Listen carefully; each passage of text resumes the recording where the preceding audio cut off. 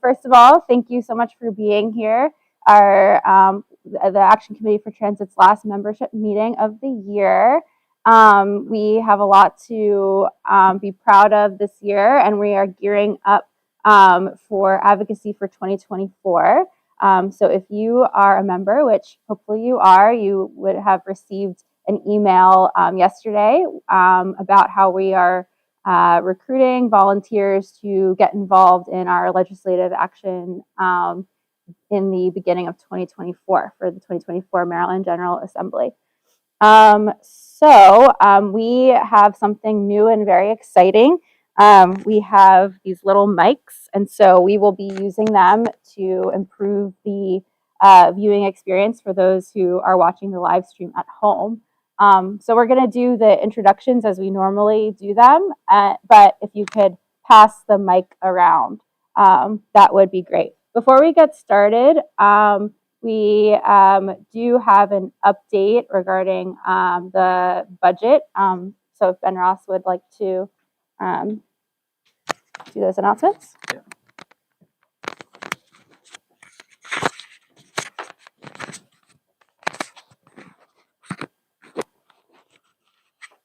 As most of you probably saw, the state announced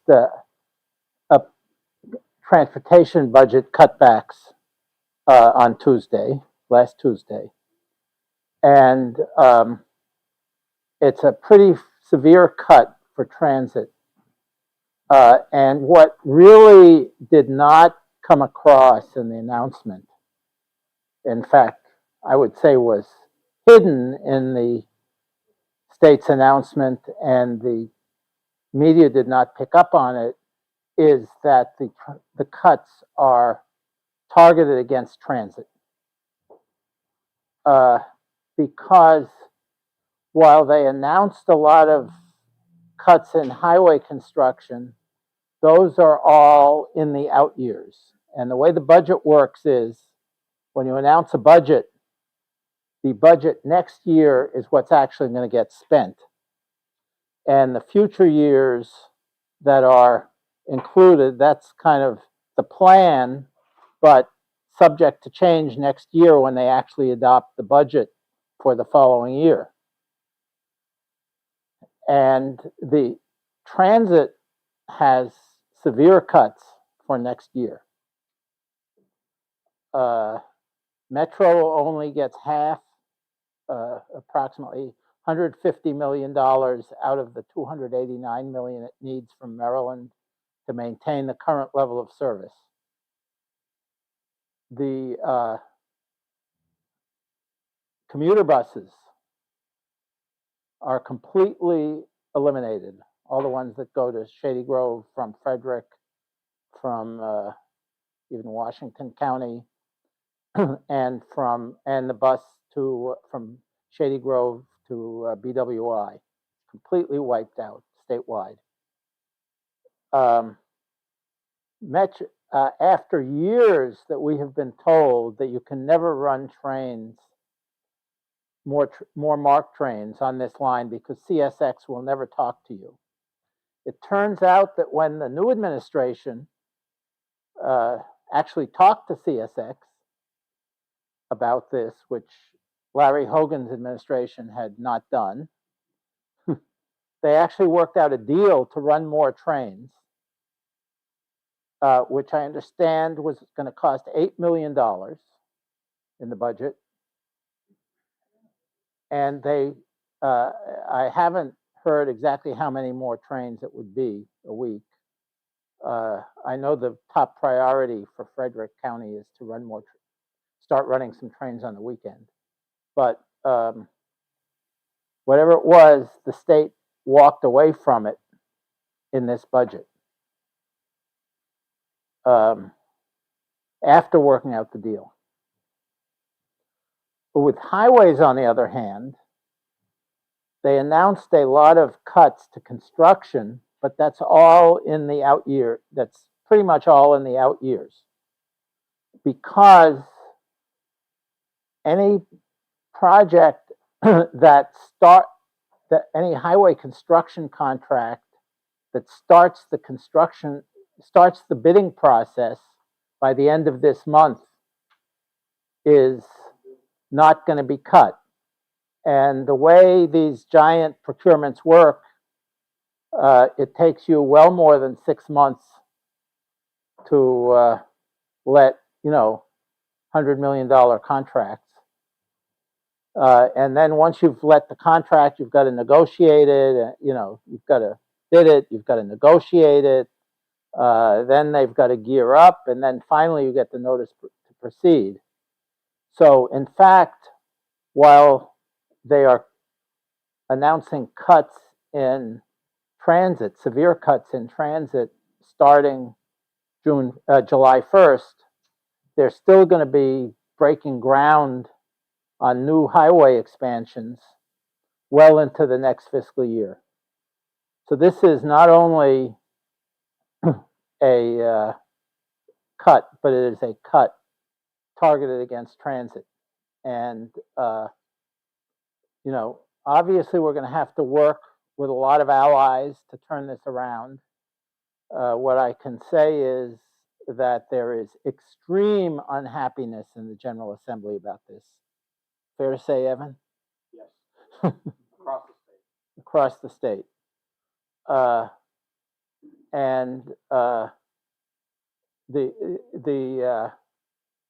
Especially since the message has been, this is a big problem. You need to raise more revenue, but we're not going to suggest how to do it, except for some smaller revenue raising in the airport and the port. So, we have to fight back against this. I think how we fight back is something that we have to consult with our allies about. But from what I am seeing, we're going to have a lot of allies, and we have to go to work on this. Thank you. And we a few months ago, we met with the leadership of the ATU Local 689 and reaffirmed our commitment to advocate for Metro funding. Okay, our final announcement is that the board nominating committee, consisting of Ben Ross, Paul Goldman, and Sunil Dasgupta, has announced the following slate for the 2024 board. Amy Frieder for president, for vice president, Miriam Schoenbaum, Sean Robertson, and Chris Farrell. For treasurer, Eric Herron. For secretary, Sean Emerson. For board member, Shanika Whitehurst. And for board member, Helen Heinrich. We are also accepting nominations off the floor. So if anyone here would like to nominate themselves or someone else.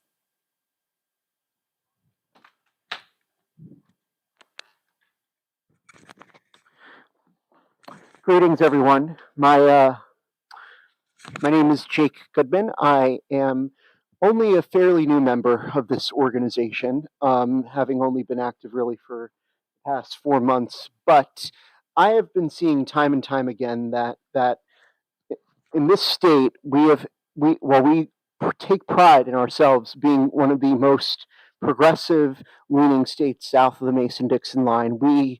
There's a lot of not really progressive policies going forward in terms of transit.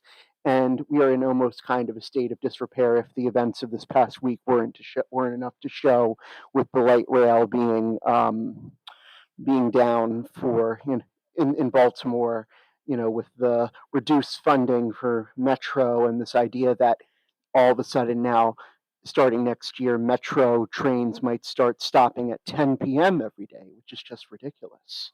And Mark, point being, my name is Jake Goodman, and I'm nominating myself for secretary. I'm sorry to say.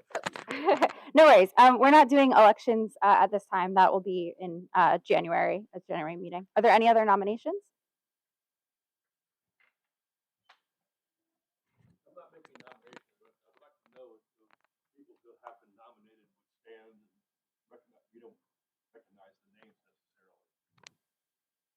Okay, sure. The election will take place in January, but if anyone who has been nominated would like to stand up, you're welcome to do so.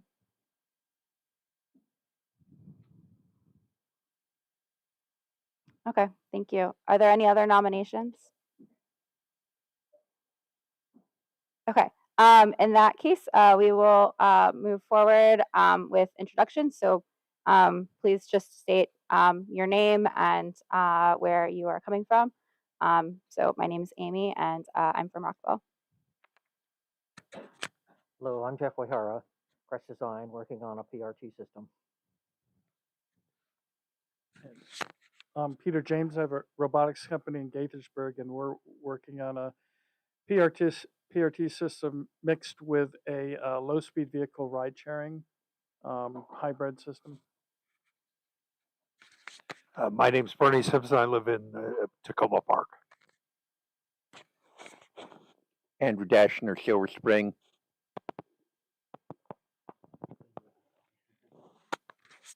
Hi, Carrie Kasicki, Silver Spring. Graham Reed, Silver Spring. Jerry Kickinson, Wheaton. Carolyn Lampa, Silver Spring. Don Slater, Silver Spring. Tina Slater, Silver Spring. I'm Tim Goodfellow in Gaithersburg. I'm with the TAME Coalition. Chris Farrell, Kent Mill. Rodolfo Perez, Glemont. Barbara Sofel, Kensington, and chair of Citizens Against Beltway Expansion. Mike Larkin, downtown Silver Spring.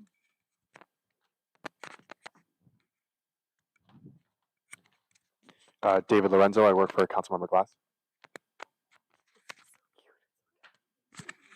Hi, I'm Catherine Lamb. I'm with MTA, Director of Communications for the Purple Line, and I live in Bethesda. Yeah, let's hear it. Richard Hoy, Bethesda. Roger Payton, Rosemary Hills. Jake Goodman, Gaithersburg. Bill Farino, Silver Spring. Alicia Mazurkiewicz, Bethesda. James Wang, Tacoma Park. John McCaffrey, President of Crosswalk Student Organization, Bethesda, Maryland. Eric Heron from Germantown. Barbara Sanders, Silver Spring. Ben Ross, Bethesda.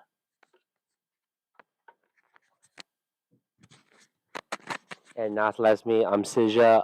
I'm from Raffle, nearby North Bethesda.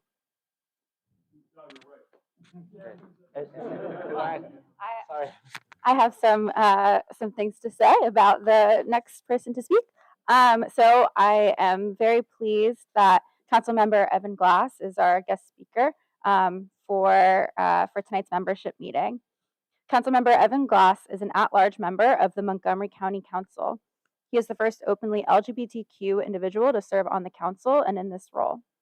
Now, in his second term, Councilmember Glass is chair of the Transportation and Environment Committee and a member of the Economic Development Committee. Councilmember Glass's priorities include addressing housing affordability, striving toward transit equity and achieving Vision Zero, addressing the climate crisis through meaningful environmental legislation and clean energy initiatives, and ensuring that Montgomery County is economically competitive. Prior to joining the council, Councilmember Glass spent 12 years as a CNN journalist where he covered the U.S. Congress, presidential campaigns, and national politics. He lives in Silver Spring with his husband, Jason, and their 2 rescue beagles. It is my pleasure to welcome Councilmember Evan Glass. Thank you, Amy. I got this one. You got it up? Yeah, you already worked up. Good evening, everybody. It has been a while since I've been here with all of you, but I always love coming back to the Silver Spring Civic Building where I spent many years as a downtown Silver Spring resident and civic leader. And I know a lot of you in the room, but for those of you who I don't know, as Amy noted, I used to work at CNN, and when I was living here in downtown Silver Spring, I was walking to the Metro every day, taking the red line, and when I bought my first condo in South Silver Spring along East West Highway. Hundreds of us moved into the neighborhood, and I'm walking down East West Highway, and the sidewalks were crumbling, and there was no safe way to cross the street to get to the metro. And I thought to myself, I know how Congress works, I know how the federal government works, but who do I talk to about fixing sidewalks?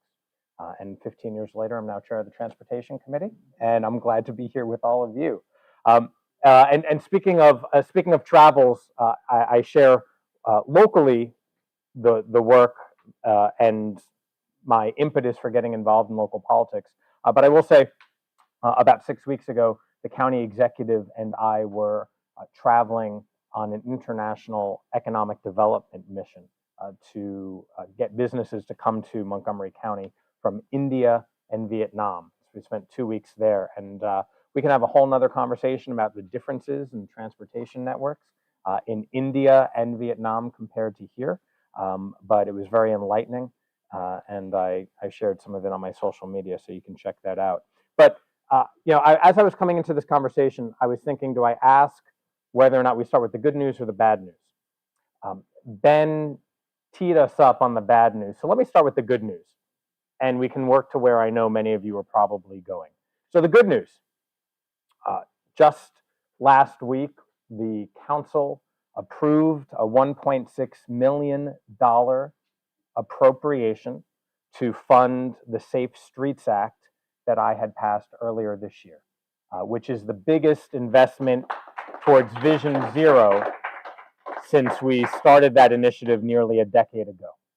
And the reason we had to appropriate $1.6 million is so that we could retime nearly 200 intersections in our downtown areas so that people could have more time to cross the street. And the reason that's important is we know the data is clear that people who are hit are more often than not simply crossing the street in an intersection. We know what social media will tell you. We know what Twitter will tell you. It's people running across this road and that road. The fact is nearly 2/3 of people who are hit at intersections. And so we want to increase the length of time so that people can cross the street more safely, and also with the leading intervals so that if you're driving, you will see someone in the middle of the street and be more cautious as you're turning. So that's $1.5 million to retime nearly 200 intersections in our downtown areas. The remaining $100,000 is for the Department of Transportation to conduct up to 80 infrastructure reviews around the county. God forbid if and when people are hit near a school. When I introduced the piece of legislation, we wanted to make sure that kids are safe. One of the most precious things that we have and sacred things is making sure a kid goes to school safely and comes home safely. And we were trying to figure out what the parameters of a school review would be. And what we ultimately decided was nearly half a mile radius during certain hours for anyone. So it can be a parent, it can be a resident as well, because we know that there are some schools, particularly in Silver Spring and downtown Bethesda, that you put a half-mile radius and it covers the whole central business district. So we put parameters around that, but that's $100,000 to conduct up to 80 infrastructure reviews. So this 1.6 million has already gone out the door. We're going to get the investments made, and we know we have more work to do, because underlying this legislation and underlying the special appropriation is the fact that nearly 600 pedestrians and bicyclists have been struck this year alone in Montgomery County, and 13 people have tragically died. That's just this year. We know the numbers are getting worse, not only here in the region, but nationally. And what we can do is provide the support, put more parameters on driving and walking and biking. But ultimately, we need a seismic sea change and shift in people. They need to get off their phone. They need to be more mindful, and they need to recognize that they are not entitled to get to anywhere they want at the speed in which they find suitable. And it's hard to legislate that, even though we are. And so I look forward to continuing to work with you. But progress is being made, and I'm proud to have the support of all my colleagues. A few other things topping off the good news. One, about 2 weeks ago, 3 weeks ago, we did a ground painting. Right, we're so used to we're so used to have shovels in the ground and ground breakings, but we had a ground painting for the Great Seneca Transitway up in Gaithersburg and Rockville. And what this is going to be not bus rapid transit in the sense that most of us would agree the term should be, but faster bus service, limited stop bus service around Shady Grove, Travilla, Universities of Shady Grove, and the metro station up there. There's going to be a pink line and a lime line, but what it will do is get the residents around there having access to more transit, getting people to the Universities of Shady Grove, and also provide more bus service to the biotech hubs that are up there, the Life Sciences Center. And if you did not know this fact, it is one that we touted all across India and Vietnam. Montgomery County has the third largest bio-life sciences hub in the country.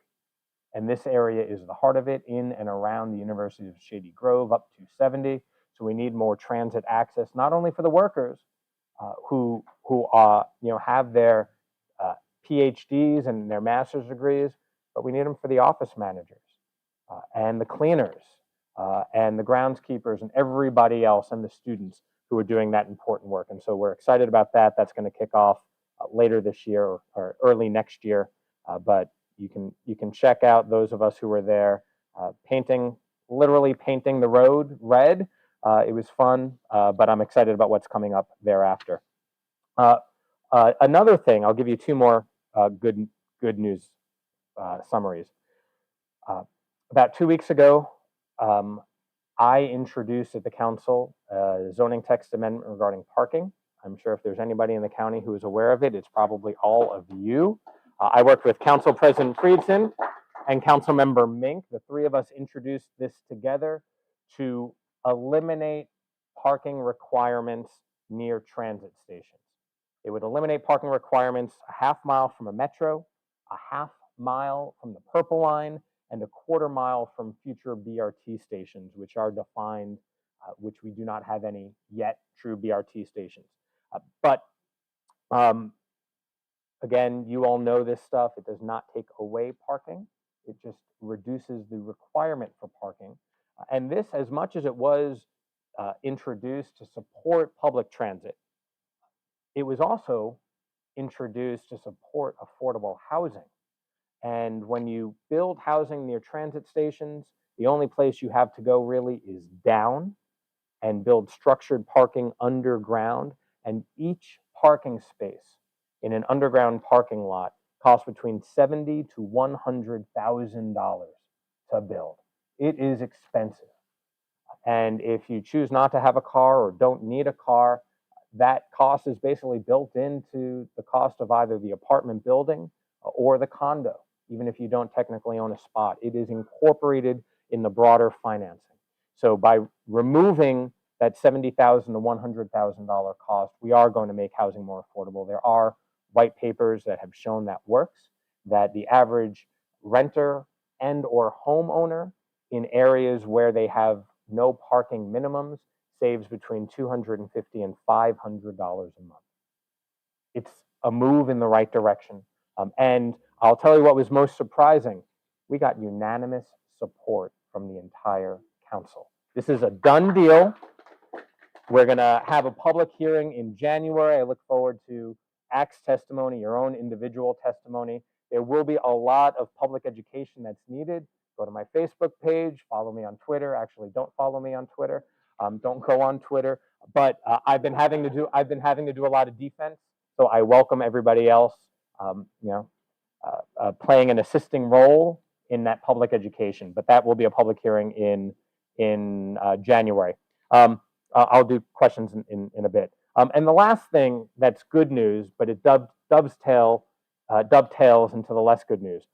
We at the county are completing our Ride On Reimagined study, which has been going on for almost 2 years now, recognizing that the routes that we have not changed much over the last 3 or 4 decades while our population has more than doubled.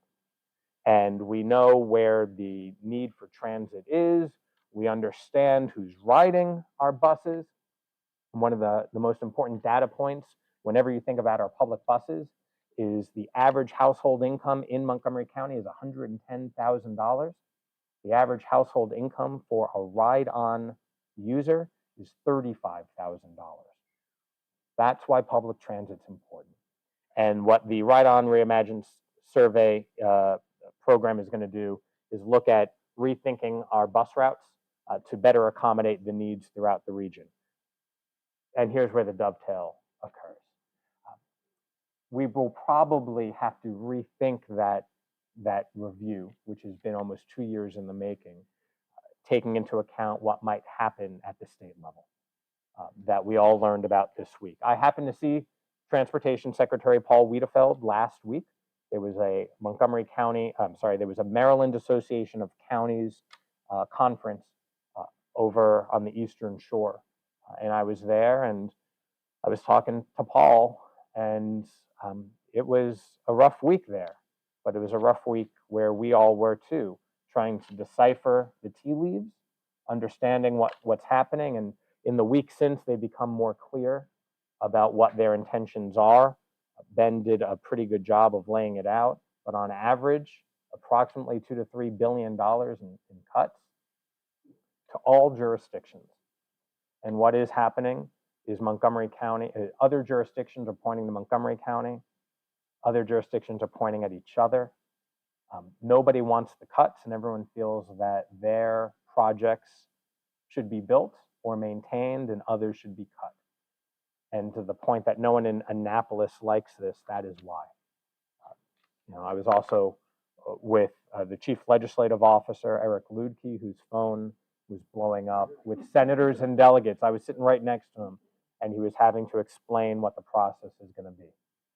And I know maybe a month or two ago, you had E&T Chair Corman, who will be playing a pivotal role in how all of this unfolds. But the reality is that budget cut is going to hurt us incredibly. We know that on our ride-on system, we receive about $40 million in state aid. $40 million to maintain our ride-on services. So however that slices, it's going to be a cut. We also know that WMATA is reeling right now. And the news that keeps coming out is they're going to propose their doomsday budget. Randy Clark, the general manager, will. I believe it's next week or so. I've been talking with our members, our appointees to WMATA, and that doesn't look good. But if there's a silver lining somewhere, it is that Governor Moore pledged $150 million to WMATA. Randy Clark had asked Maryland, Virginia, and DC for $200 million apiece to close the gap of $750 million. And so what Governor Moore has done is not the $250 that was requested, but it's higher than anyone else has pledged. To applaud Governor Moore in this sense, he recognizes that all of this could quickly become a race to the bottom, and he wanted to be out in front and set the bar and say, we need to support WMATA, we need to support our regional transportation network, and here we are, Maryland, supporting it with $150 million. Mayor Bowser, you're up next. Governor Youngkin, you need to do something too. We'll see where they go, but 150, I think, is a very good starting point, and we can work with that. And it's important to note that what is coming out of WMATA over the next few weeks does not include the 150, and it does not include the possible funding from other jurisdictions. It is simply a doomsday scenario without any of the $750 million that is being requested. There's a bunch of things I'm sure you're going to ask me, right? So I'll tick through. We can talk about the Purple Line, and welcome to your job. Kate, is it? Kat, sorry. We can talk about bus rapid transit and what's coming up 29 and what will be coming up potentially Georgia Avenue and 355 as well, or the bus lanes on Georgia Avenue. And then I'll just share, because I know it's important to you as well, at the Transportation and Environment Committee, we just had two really important work sessions on electric vehicles and the need for more charging stations throughout the county. And so we're getting some federal support for that, and there are some pretty good plans. And I'll tell you what the most exciting plans with EV are. It's actually charging our bus fleet. We will have one of, if not the most electrified bus fleets, public ride-on buses in the entire country. We will be producing our own hydrogen, clean hydrogen, to fuel those buses.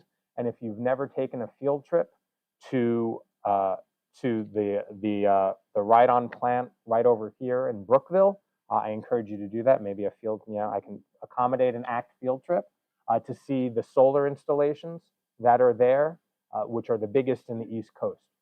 And they're constantly doing tours over there because other jurisdictions are coming, trying to find out how they can electrify their public buses as well. So we're doing a lot in that respect. And then the other hearing that we had was just about meeting our climate goals. And I'll end on this note, and we can open it up for questions. In Montgomery County, we have a very ambitious goal of having reduced all of our carbon emissions by the year 2035. We have a lot of work to do over the next dozen years or so, but as it relates to the transportation sector, 42% of our carbon emissions comes from transportation.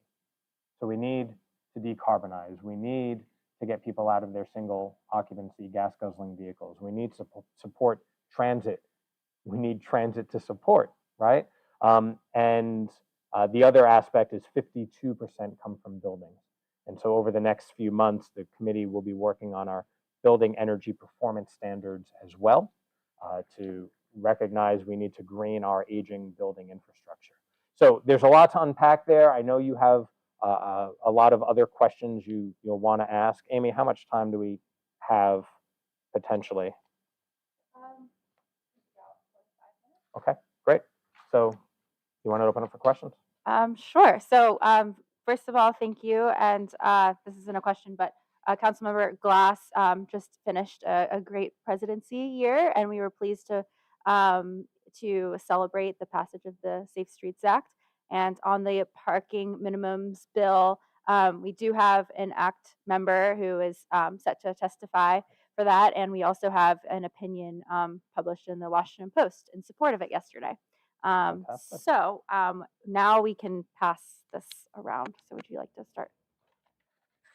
I have a question about public transportation that's going to make a greater impact on tax generation for new developments and densification of the area, so that bigger companies will look at us and say, well, we have a great transportation system that links, all the neighborhoods together, so that they want to come here and be part of the Maryland entrepreneurial, interest.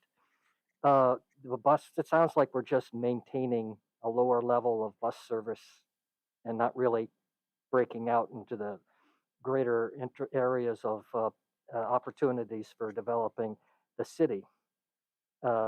Is there a group that's doing exploratory work to figure out how to make our cities more accessible for populations as opposed to just more bus service?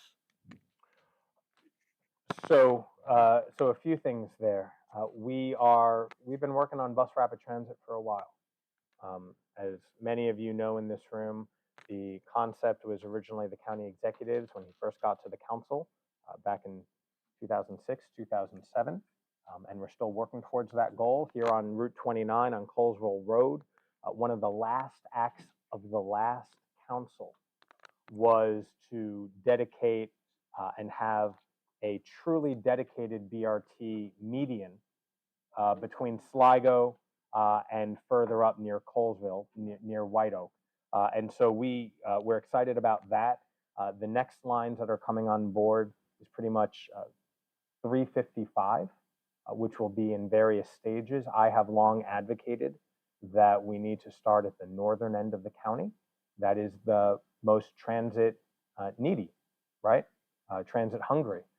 And if you look down at the Bethesda to the Pike and Rose area to North Bethesda, we already have the metro. We already have all of these transit lines. But when we talk about bigger issues, we need to make sure that people in the northern part of the county have access to transit. So we're gonna do that. If what you asked is deeper than what I responded to, let's talk offline. So thank you. Let's go. I'm going to keep this question short and sweet because this is going, well, a few questions here. Can you speak up a little bit? Oh, I'm sorry.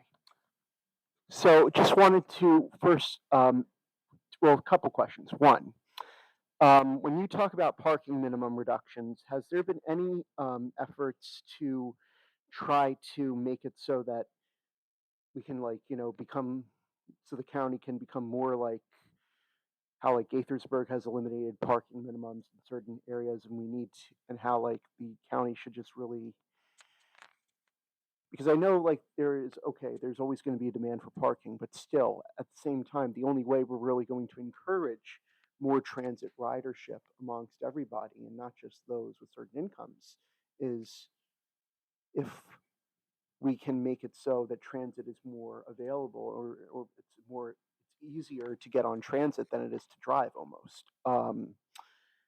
So what is being done to expand relieving of parking minimums throughout the, not just oriented development? And then also, when we talk about the Up County, what work is being done to encourage alternate systems throughout the Up County and more like the transit needier Up County, and even in Down County when like proposed and proposed cuts to Metro are being made? I appreciate the question. So the reality is we know people will only take transit if it is reliable, safe, and affordable. And that's what all of us are here fighting for. And you have my pledge that at the council, I will continue fighting for that in my capacity as chair of the Transportation Environment Committee. I'm going to be ever present in Annapolis this session to talk with whomever I have to talk to convince them that these cuts will be detrimental to all of our shared goals.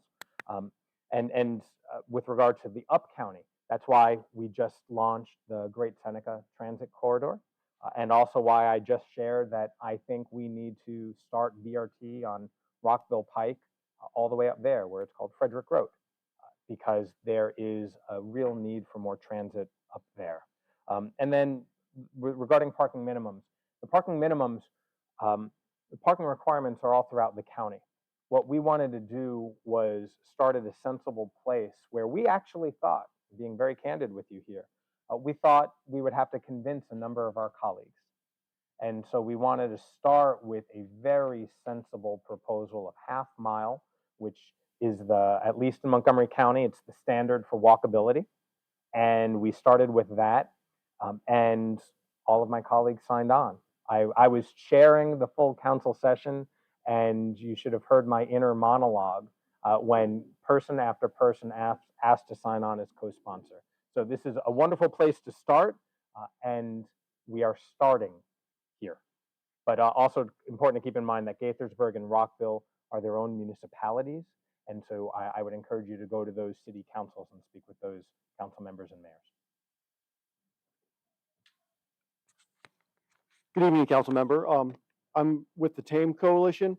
We work to advocate for sound transportation and transit alternatives to the Mid-County Highway Extended M83 highway. During the last election cycle, the Action Committee for Transit and the Montgomery Countryside Alliance published candidate surveys that specifically asked about the proposed M83 highway. And you indicated non-support for the M83 highway, so I want to thank you for that. The TAME Coalition will be contacting the council in early 2024, so I'm asking you if you'll work with us to permanently cancel M83 and to remove it from the master plans in the county. I appreciate the question. Folks from TAME have been coming to me for the last 5 years asking for this, and what I have told them is M83 is not being built. There's no money for it. There's no political will for it. And we're leaving it alone. And so there are hundreds, I say this, hundreds of transportation projects that are in master plans and sector plans that have never come to fruition. And so rather than pulling off a Band-Aid for one particular project, when we will be asked for all of these, we're simply not funding it. And I don't know what better way to not build something than to not fund it. For the last 4 years, many of us here have been repeatedly, frustratingly, and unequivocally asked MDOT to look at multiple parallel alternatives when looking at the I-495 corridor and the I-270 corridor. As you know, we wasted our time because under the Hogan administration, they plow robotically with, we are really perplexed that now with the fiscal scenario that we are facing, that we don't see a strong urge from the county council to tell Governor Moore to stop this contrived version of the Hogan plan and really look at how many BRT lines will we need on the I-495 corridor to put a dent on traffic congestion. How many more MARC trains on the Brentwood line can serve the I-270 corridor. Instead, you're endorsing a Moore plan, which I've been to 2 open houses, and it's just an abbreviated version of the Hogan plan with camouflage, with platitudes of transit, TDM. Not a single poster showed ridership. Not a single poster showed data of alternative solutions to put a dent on traffic congestion. It's just an abbreviated version of the Hogan program with ornaments that do not have anything, any substantial thing. And not only that, I mean, the argument is being promoted that we need to replace the American Legion Bridge. I'm a civil engineer. I look at the National Bridge information data and the inspection records for the American Legion Bridge, and it does not need replacement in 6 years. So the question is, precisely now, at this crucial moment of fiscal austerity, why don't we examine alternative, transparent solutions to highway expansion rather than keep on repeating abbreviated versions of the Hogan plan? I appreciate the detailed question. I appreciate your advocacy and Barbara's advocacy as well. Want to correct something, and I don't think you meant it the way it was stated. I have not endorsed Governor Moore's plan. I have vocally opposed it. Is that from me? That's not from me. That's not from me. I'm speaking for myself, Evan Glass. And I vocally opposed Hogan's proposal, going down to the Transportation Planning Board when I was a member of it and voted against it. And then for those of you who remember recent history, a majority of the council decided to support Hogan's proposal. And that was the will of the majority, of which I was not a part of. That too was a statement from the council. That did not reflect my opinion. And where we are now is we've had a gubernatorial election, and Governor Moore, whether we like it or not, has actually listened to the residents of Montgomery County. And you might ask, how has he listened to us? Because he wants to move it forward. I'll tell you how he at least listened to us. He listened because he said the American Legion Bridge does not necessarily have to be funded through the expansion program. He has applied for federal grants, transportation grants, that he hopes will be able to be used for the reconstruction of the bridge, which would then lessen the need for a P3 or any private investment. He also publicly said when he made this overture that he was not necessarily wedded to a P3, that he was open to a public construction. Clearly, I think we all agree that that's now out the window given the transportation budget. But what's important about those two things is that he has at least been listening to us in how we want to make it better. And he's also added that public transportation needs to have a bigger role in it, yet to be defined. We don't quite know what that means, but he has said it as part of his pitch. What I think is important regarding strategy and tactics, which is really what your question is about. For 4 years, this council and the county executive and members of our General Assembly said no to Hogan, and he kept pushing forward. They didn't listen to us.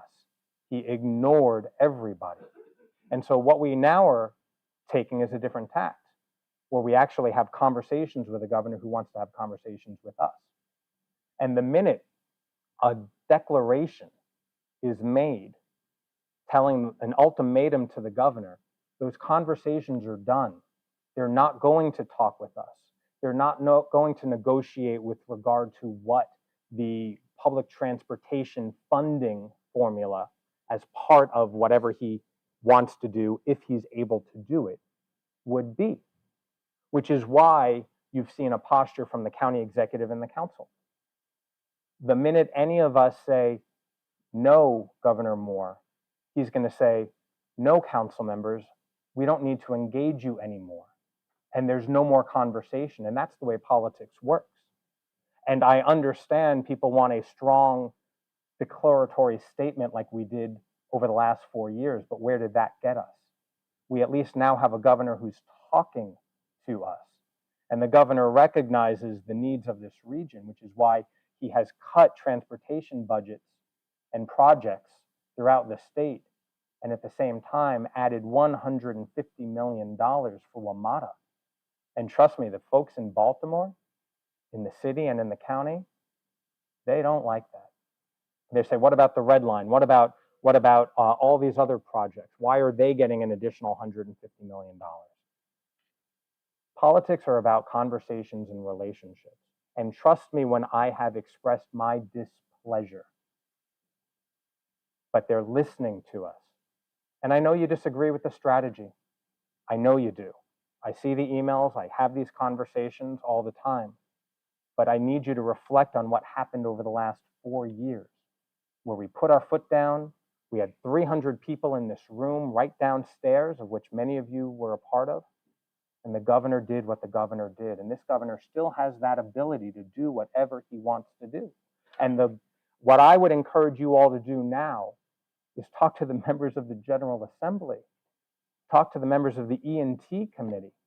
Talk to folks there, because this is a state issue. And so we can engage in conversation. We can disagree about the tactics, but I hope most of you will understand where we're coming from, because my track record is 100% clear. I have not supported this project, and I don't not support what Governor Moore has proposed either.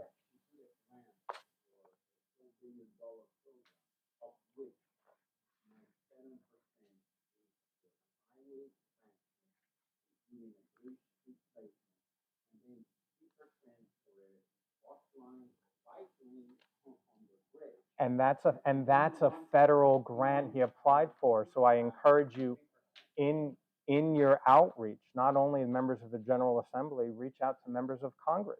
I mean, these are federal issues. I'd like to think that as an at-large member of the council and chair of the Transportation Committee, I can control budgets, I can control grant projects, and I can control state projects. But that's just not the case. What we leverage is our relationships and telling them where we think something needs to be improved, and that's what we've been doing. And so far, we haven't heard anything since the summer. They've been doing their listening tours, and I look forward to further engaging with them, and I hope that they do hear us loud and clear. Well, sorry, we have to move on to other questions. We have a bunch. I'm sorry. This is not my real question, but in response to that. But he has the mic. Him. Okay, sorry. Hi, Evan. Thanks for the safe streets. That's a good first step. But as you mentioned, there's more work to do. My questions about that are one, the infrastructure studies of half a mile out from schools, given that the MCBS bus distance policy is a mile for elementary students going up to 2 miles for high school, is there any consideration as a next step to lengthen that study out to those distances? And secondly, you talked about drivers going too fast, et cetera. Are you going to be looking at traffic calming measures, right, to kind of force drivers to drive slowly and not just convince them? Thank you. Great questions. So regarding the Safe Streets Act and the half a mile, that was just it was a value proposition. We needed to make sure that we had the money to conduct the studies and the infrastructure. And the Department of Transportation basically said, the wider you make the perimeter, the harder it is, the more expensive it is. And that's why we just $5 supplemental, right? And so we have more work to do. But part of that also is that the Safe Streets Act only applies to county roads. And I am proud to say that the council member, that Delegate Julie Polakovich-Carr is taking the Safe Streets Act to the state, and she's going to apply it if her legislation passes, and I hope you all advocate for it. She will apply it to state roads as well. And then the next step beyond that is going back to the municipalities. We need the cities of Rockville and Gaithersburg to adopt similar policies. And then nearly, if not all, roads in the county will be covered by this law, this collection of laws that work towards the same goal. So that's also what the next step is. It's not only expanding the radius when we have more funding that we can put into it, and I think that's going to be a budgetary issue that I'm going to push for in the next budget, but then applying it to the state law, state roads. So please engage with Delegate Polakovich-Carr and express your support for her state bill. Yeah. Well, I have one suggestion or one question. In addition to the elected officials lobbying the Learman and who's the other, the Board of Public Works, because that's where the rubber meets the road. That's and it. Be And they all, blocked. Yeah. I'll remind you, the Board of Public Works unanimously supported those contracts or the request for contracts. So we can talk about scorecards. We can talk about what people thought, during political processes. But all three supported it. The 225 million and 3 contractors. Mm-hmm. And then my real question is, in Europe, we're seeing an emergence of the microcar, and all the county streets, as far as I can tell, are 30 miles or less. And we're looking at having a rideshare low-speed vehicle service.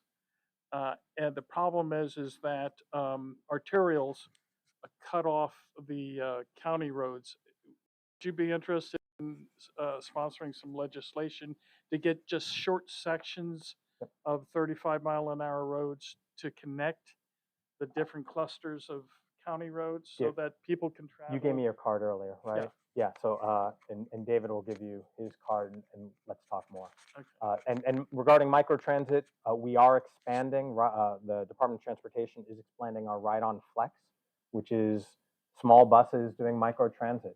They have it right now in the greater Wheaton area and in the East Rockville, Twinbrook, Aspen Hill area.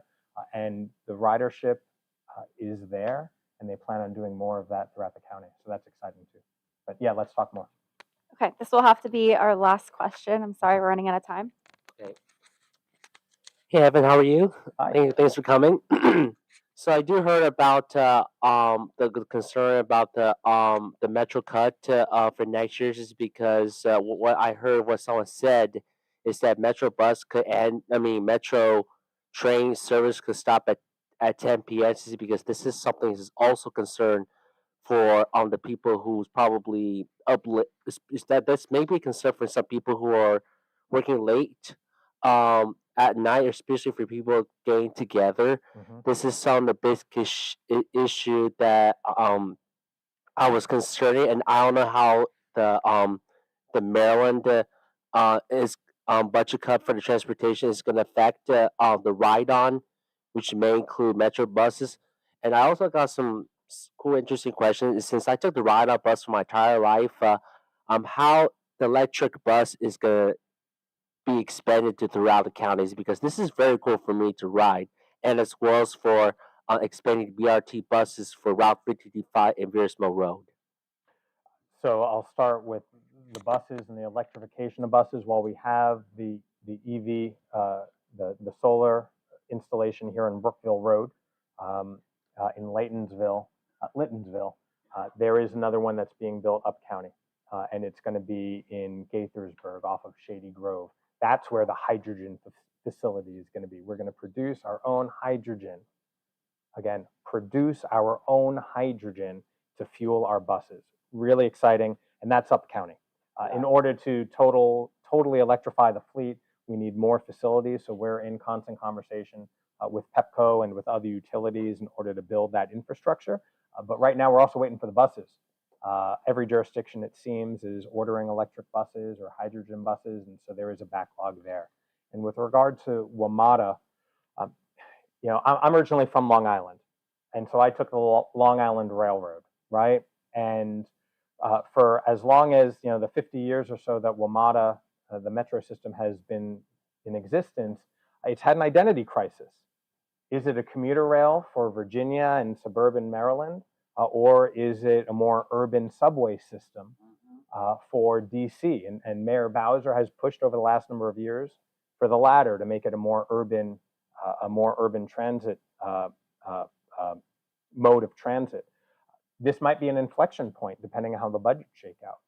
I'm going to argue that if Montgomery, if the state of Maryland is contributing the most amount of money to the to avert a fiscal cliff, we need some concessions, and we should not allow the turnbacks at Grosvenor and at Silver Spring to occur. We should have more regular rides, right, and headwinds and all of that here.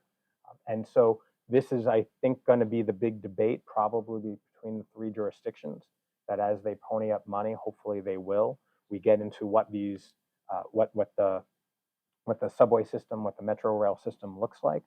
But you know, I'm just looking at some data that Secretary Wiedefeld and I think General Manager Clark noted, and I'll end on this note. Basic fare for metro rail and metro bus, you know, would go from $2 to $2.40, with maximum rail fare going up to $7. Headways going from 7 minutes to 14 minutes on a red line, doubling the length of time. And then it goes, it's just bad, right? I'm not even going to read the rest because we all know the direction. That's under the doomsday scenario.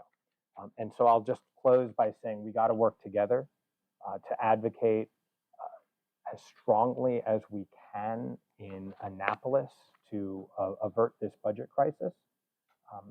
The governor, in his speech at the Maryland Association of Counties, talked about, I'll use the term budgetary malaise. He did not use that term, but that's really what we're referring to. And there are a number of solutions that are being proposed in Annapolis. One of the policies that are being pushed is to allow local jurisdictions the ability to increase our own revenue. The county executive, if you've not heard from him recently, you know, he has very ambitious goals for transportation priorities and looks to what happened in Virginia. And I know that he will further engage in that, what happened along the Silver Line, where the businesses basically had an improvement tax. They taxed themselves to help build the Silver Line.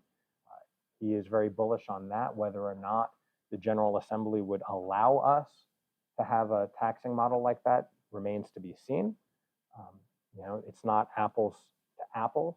We have other fees and taxes associated with our businesses, but I think we need to be creative in our solutions because it's clear that the status quo is scary, and what's happening needs all of us to band together. So I look forward to seeing you at the council, advocating for these priorities when we talk about the CIP and the operating budget. And I look forward to seeing you in Annapolis, convincing members of the General Assembly and Senate that common senses should prevail, and that we need our transportation funding. And I appreciate everything that you do, and don't hesitate to reach out on anything, okay? Is that good? Thank you. Thank you. I wish I could leave on a more optimistic note, but thank you. Thank you so much. Just to reiterate, we need our members involved in advocacy. It's a very important time to step up involvement. And so if you would like to be involved, the first few months of 2024 are really critical. So please email MoCo@organizer@gmail.com. That's Lev, or you can just talk to him right after this meeting. And then the second thing is that please remember to re-up your membership, renew your membership for 2024. It's really important for us, and at $10 a month, $10 for the year, you get a lot of bang for your buck. We have 2 wonderful paid staff, and we really rely on your contributions. So please remember to renew your membership. You'll be getting. Thank you.